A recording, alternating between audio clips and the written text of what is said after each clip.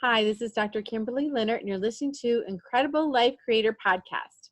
My guest today is Amy Lyle. Amy is an author, comedian, actor, and screenwriter that grew up in Marietta, Ohio, which is in the heart of Appalachia, known for a population that is partial to moonshine and prone to acts of violence. Obsessed with many comedians and comic writers, she developed a writing style that is self-depreciating, hilarious, and slightly neurotic. Amy has self-diagnosed herself with many conditions, including OCD, uncontrollable recurring thoughts vacillating from cleaning to running away, misophonia, having intense angry reactions to lip smacking, Tourette syndrome, yelling out random words, sedative phobia, find silence vexing and scary, apraxia, difficulty pronouncing words, and IBS, irritable bowel syndrome. She's taking many natural herbal supplements. Amy and her second husband, Peter, are having many issues raising their 4 teenagers and large dog together in the suburbs just north of Atlanta. Welcome, Amy. Thank you. Hello from Atlanta. Yes, thanks for being on the show. And that's quite a bio there. Did I send you that bio? You must have pulled that from something. I pulled that because it was funny. Thank you. That sounds like my Amazon bio. It was your Amazon bio. So I know you're doing all this really cool creative stuff now, but you didn't start out there. Tell us a little bit about where you grew up, your journey of how you got to this point where you're doing this wonderful creative fun things. Sure. I always wanted to be in creative things, but my parents were like, no, be a business major.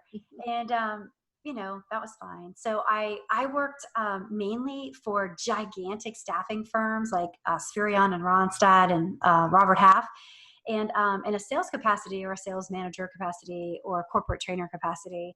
And I loved it. I mean, I'm really good at it, and it's super fun.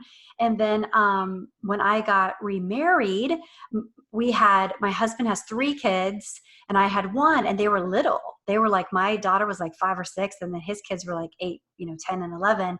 And so it was a lot of like soccer practice, tennis practice, tutoring, this. And I was traveling all the time, and he's like, is there any way that you think you could just step out just a little bit, And I was like, sure, that'll be fun. And then it was not fun. I don't know if you've ever been a stay-at-home mom. For me, it wasn't fun at all. But and so I needed some kind of creative outlet. And so the first thing I did is I signed up at church. I auditioned to be an actor at church. And I only won the role because nobody else auditioned. Like I kept calling them and I'm like, did I get the part? And they're like, no, we're still looking. And then finally they're like, okay, fine, you can have it. And that was 7 years ago. So it's so fun. Like last year I was literally grapes, like a grapes outfit. And so it's just so fun. So I did that every Sunday. And then I started writing for them. And then that gave me the bug to do some more writing. So that's how I got into that. Isn't that crazy? That is really crazy. That is really crazy. So do you want to tell us a little bit how you got started in that? So I know you have some books out. I saw your little video at the Punchline. So thank you. I did. I guess the stand-up comedy did start a long time ago. My sister filmed me on remember VHS tapes, right? Yeah.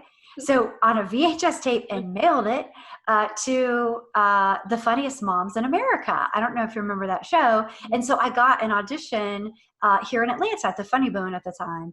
And it was so fun. And I just got addicted to stand-up comedy. I didn't win because it was the first time I'd ever done stand-up comedy. And like these great professional comedians won. It wasn't an amateur thing. You could be professional.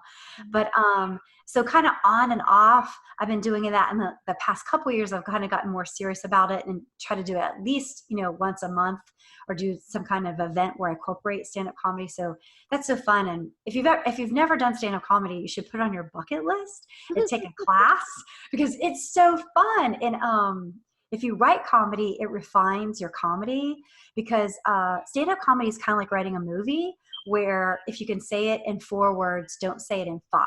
Like you better have a killer punchline if you're dragging out this story. So the shorter, the better. But anyway, I had written a screenplay called #FakeMom, and I was trying to get representation. And long story short, the attorney told me that I was trying to get representation from. He told me, "You're a nobody. You don't know anybody. You don't have any money. I'm not representing you." And I said, "That makes me really expletive sad." And he started laughing. He said, "Okay, I'll give you some free advice." And he said, "You need to write a book or a blog or something, and you need to really like go after getting press. Like just get a publicist or do it yourself. But when I search Amy Lyle, I better see your name attached to something comedic."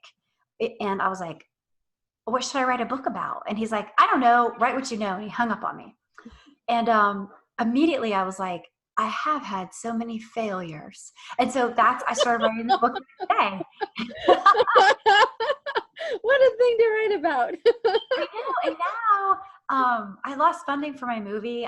We had four investors, $250,000 a piece. And so they're like, "We don't need your money for this film." And I was like, "Yes."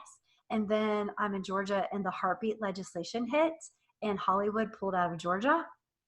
And so now I do need $1 million.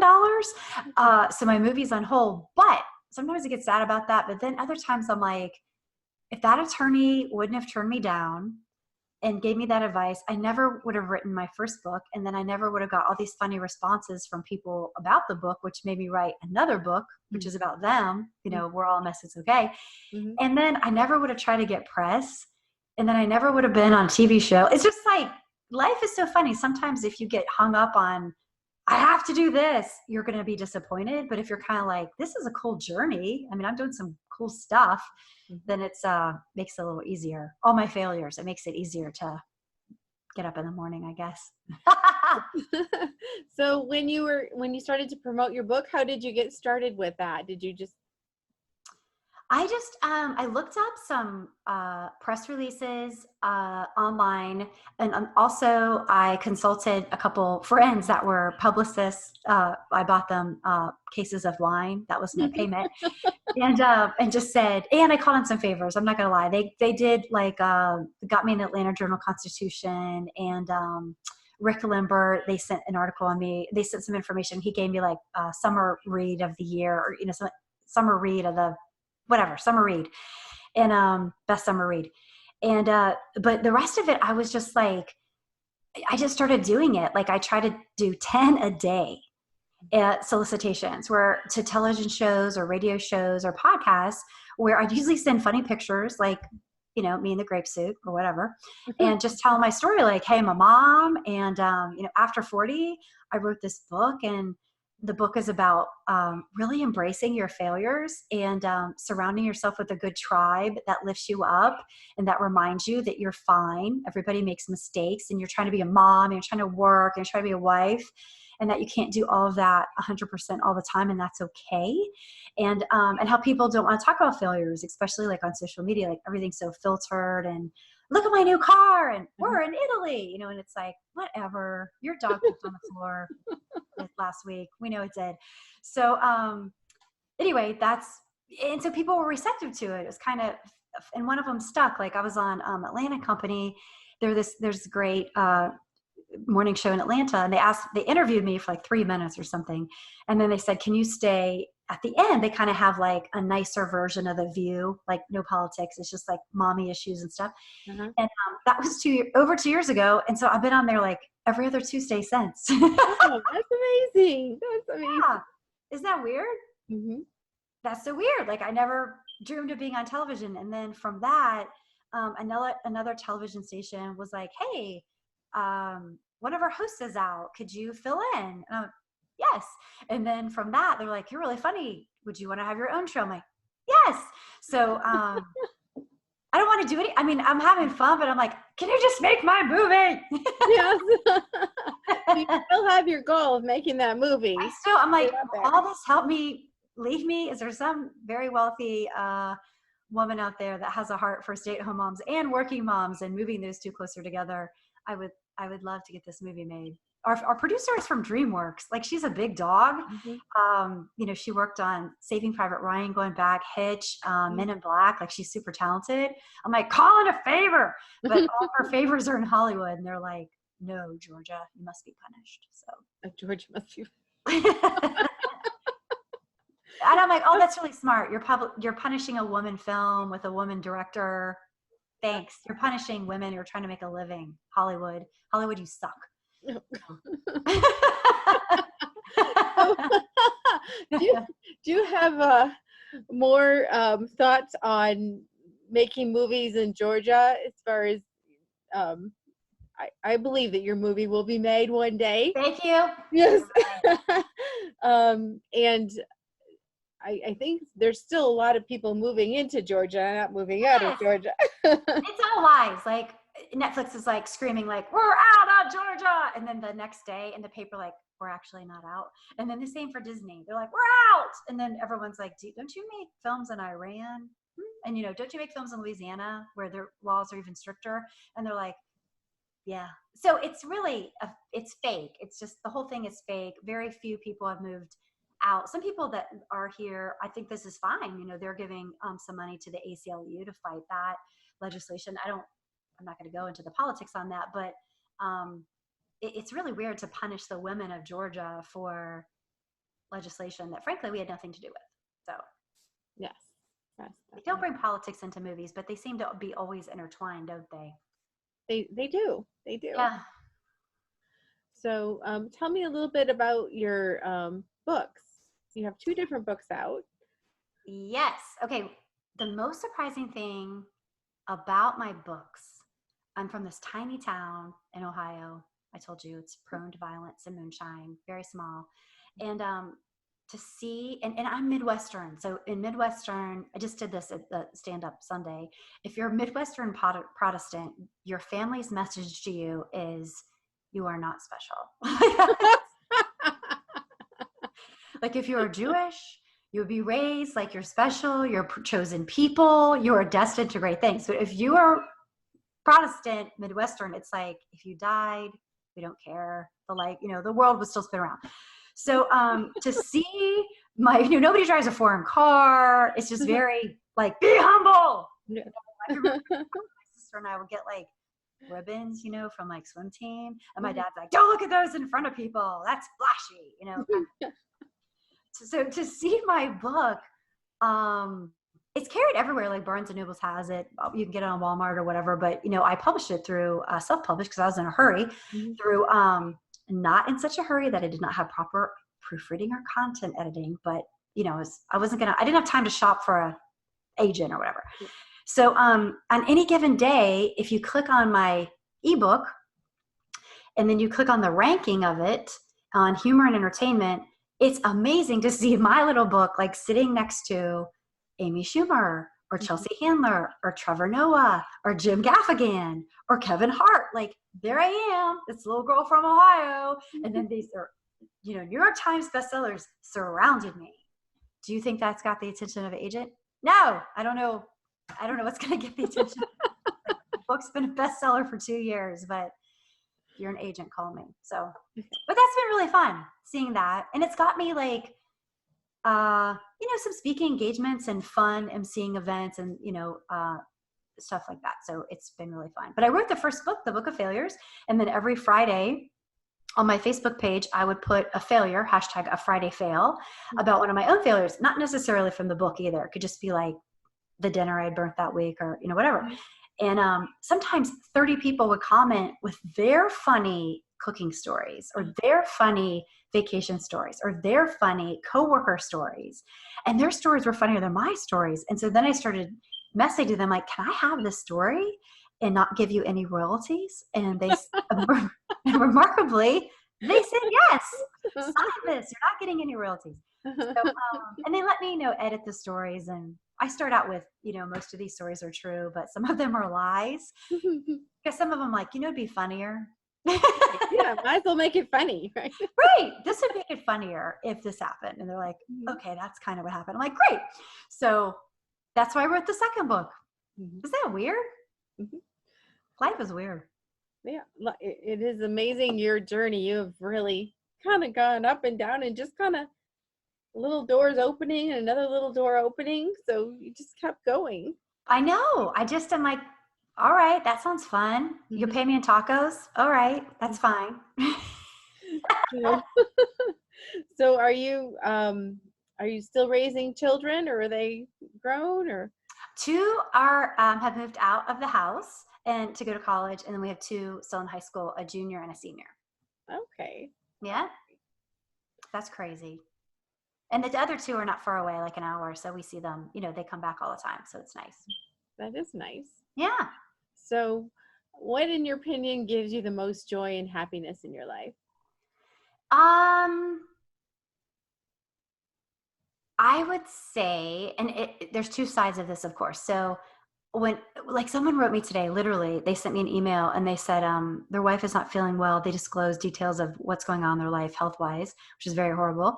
And they've got little kids, and she's kind of trapped it in the house, and a little bit like bedridden. Mhm. And he's like, a friend recommended your books, and I started reading her books, and he's like, she's laughing and Mhm. she's smiling, and he's like, it just gave her. He's like, I just wanted to let you know that for a few minutes while I read that she's like, you know, she's giggling, and that brought me a lot of joy. Like, it's you know, I get a lot of reviews like, you make me feel more normal. Like, I too fight with my husband. I fight with my kids. My kids aren't perfect. This is going on with my boss, and you made me feel more normal. I feel like everybody seems so perfect. And some people are like, do you have a camera in my house? Like, how did you know that this is happening?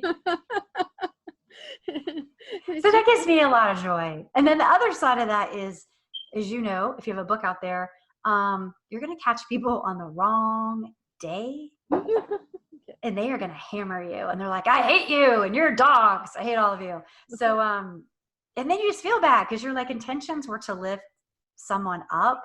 And I think sometimes I'm like, did you not see the cover of a book? Like, obviously I'm like a middle-aged white woman that lives in the suburbs. Like, did what did you think my failures were? Like, did you think I was in a meth lab? Like, no, mine are just everyday funny failures. And so people are like, you're rich. And I'm like, okay, first of all, I'm not rich. And second of all, what does that have to do with me pooping my pants at a concert?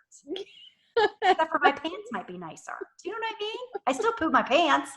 So I feel like if you can't laugh at somebody pooping their pants or getting fired for something funny or having a dating fail, I'm like, this book is not for the petty. If you're petty, don't read the book.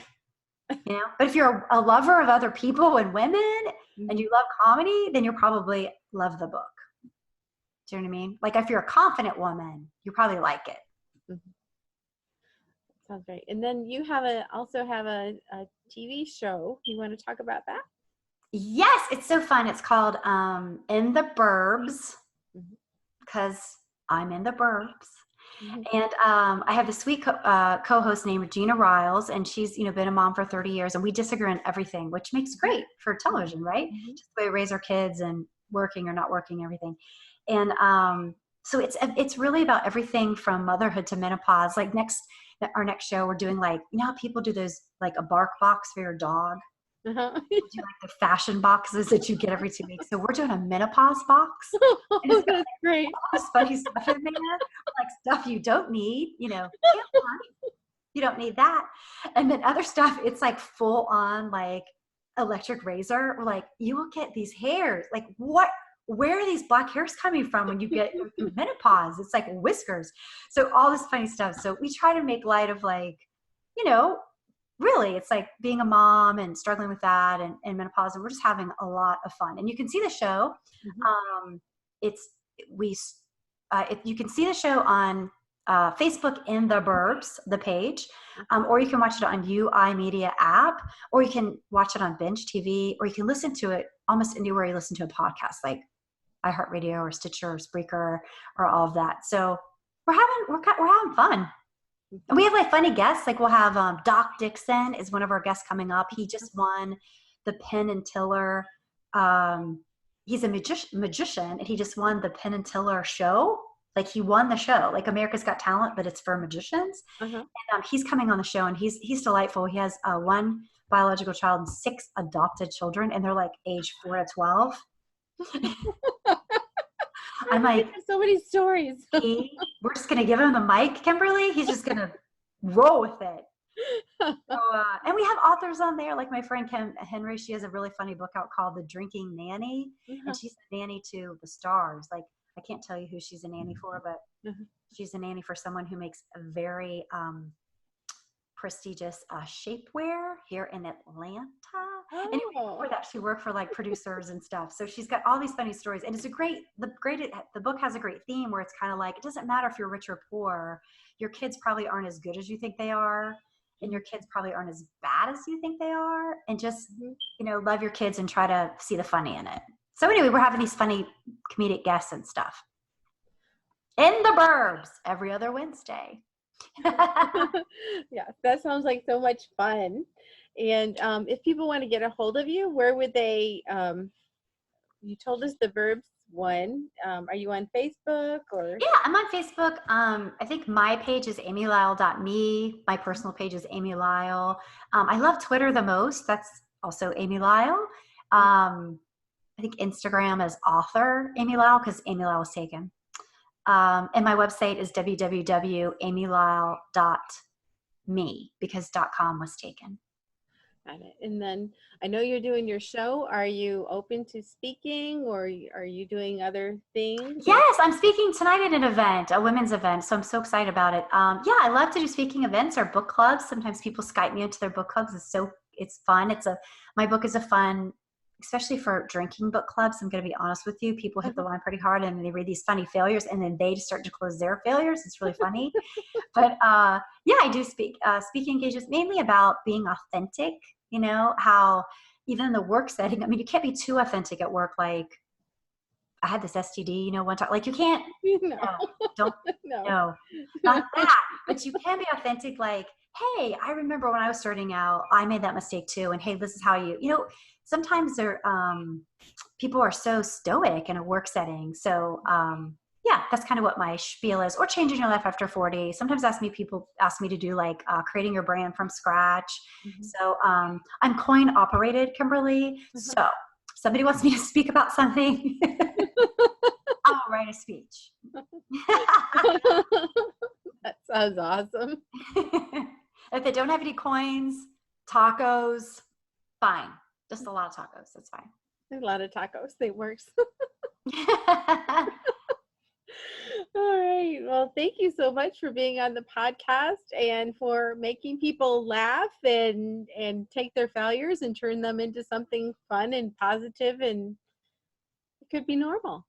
I hope people really do feel that way. I do, because we all make mistakes, and it's like, don't you think half of life is just figuring out kind of what you're not good at? And some of these kids right out of college, they feel like failures. It's like, no, now you don't want to do that, or now that's not your jam. So I don't look at that as a failure. I just look at that as learning. But we live in such a world that's so like perfect that we don't give our kids a lot of grace. I don't think so. But thank you so much for having me. I hope people enjoy this podcast.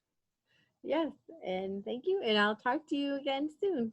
Okay, thank you, Kimberly. Thank you, all your listeners. Bye-bye. Bye.